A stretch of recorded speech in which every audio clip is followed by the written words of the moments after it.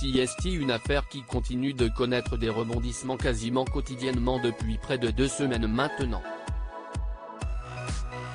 Pour rappel, le 4 novembre 2021, la footballeuse du Paris Saint-Germain et de l'équipe de France Kéra Amraoui est agressée violemment à proximité de son domicile de Chatou, Yvelines, par 2 hommes cagoulés munis de barres de fer. Dans un premier temps, les enquêteurs de la brigade de répression du banditisme de la police judiciaire de Versailles ont mis en garde à vue sa coéquipière et conductrice de la voiture le soir de l'agression, Aminata Diallo. Si elle ressort libre et sans problème à l'époque, les policiers gardent de gros soupçons sur elle et le 16 septembre, Aminata Diallo est de nouveau interpellée avant d'être mise en examen et placée en détention provisoire.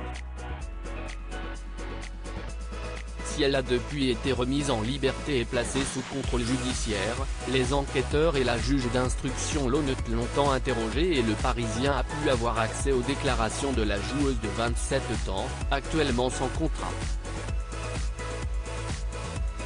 Un des éléments qui a fait grand bruit dans le dossier ces dernières semaines concerne une recherche Google qu'elle aurait effectuée quelques jours avant l'agression de Kéra Amraoui pour se renseigner sur la façon dont on peut casser une rotule. Je sais comment casser une rotule, donc je ne vais pas faire la recherche comment casser une rotule, rétorque la sportive qui nie tout en bloc. La suppression de Snapchat interroge les enquêteurs. Ce n'est pas le seul élément qui intrigue les policiers dans le comportement d'Aminata Diallo.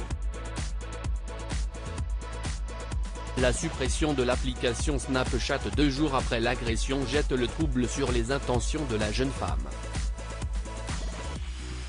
Je devais le donner à mon petit frère, le téléphone, donc je l'ai vidé quelques jours après. À chaque fois que je lui donne un téléphone, je supprime les applications, assure-t-elle.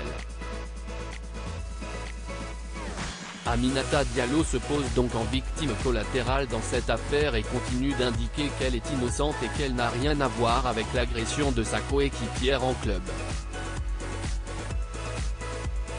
Je ne suis pas la commanditaire de cette expédition, insiste-t-elle face à la juge d'instruction. L'article sur les déclarations d'Aminata Diallo est à retrouver en intégralité sur le site du Parisien. Aminata Diallo reste présumée innocente des faits qui lui sont reprochés jusqu'au jugement définitif.